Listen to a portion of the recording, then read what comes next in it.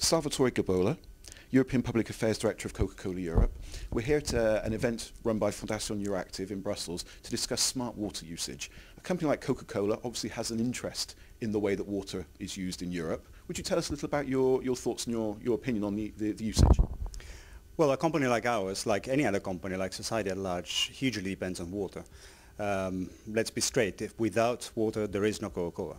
And there is no Coca-Cola because water is the main ingredient in our products, because without water we wouldn't have the agricultural ingredients that go into our products, from the sugar to the other parts of the secret formula, but also because without water society is not thriving and we wouldn't have a business in a thriving society. So we all need to have water to be managed in a proper way and to have unpolluted, free drinking water available for society, for our business to continue to thrive in our communities.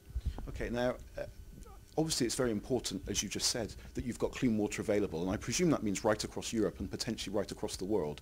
What sort of actions are Coca-Cola taking to ensure the continued supply? Of course, we need to be careful about where our plants is. We need to have the right permits, and we need to make sure that there is a sustainable use of the water wherever we operate. In general terms, what we do is try to be the leaders in the industry in terms of how efficient we are in the water we use. At the moment in Europe, for example, we use about 2 liters of water for every liter of products that we give to our consumers. We give back the water that we use in our plants by having wastewater treatment everywhere where we operate, to make sure that the water that is not used in our products goes back to nature in a high level of quality that supports agriculture and fish life. And finally, we try to operate in the community in a way that tries to, in a sense, and between brackets, replenish the water in the communities, either physically so by having, for example, rainwater harvesting operations, especially in areas where there is absolute aridity, like in some islands in the Aegean Sea, or in climates where there is a monsoon kind of weather, where there is either too much water or too little, depending on the time of the year. We try to collect that water and we recharge the aquifer.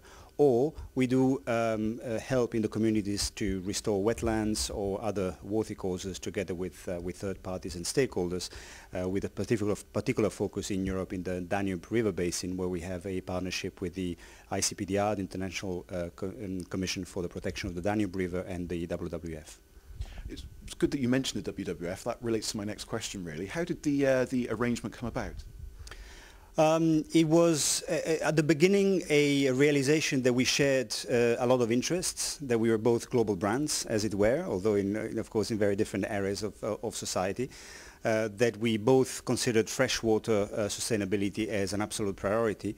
And also we are quite complementary in the sense that we had quite an expertise into managing water within a plant, and they have quite a lot of expertise into understanding the wider issue of sustainability of water. So getting together helped both of us to understand what needs to be done. And it took some time, and we now have a global partnership that is based both on one side on commitments by Coca-Cola to reduce its water use and to treat all the water we use in our plants, and on the other in helping WWF to do restoration and other community projects, specifically in some big river basins around the world, which is the Danube in Europe, but also the Yangtze in China, the Amazon, and so on and so forth. Okay. Are there real benefits being brought by this partnership? There are huge benefits, partly because WWF has expertise in how to preserve sustainable water sources that we didn't have, but also because working together with an NGO is a great benefit for a company in understanding what are the expectations of society and how to move beyond the 4 walls of our plants, and understanding what society wants from business and how business can contribute in doing things that are important for society. Interesting. Salvatore Gabola, thank you very much for your time.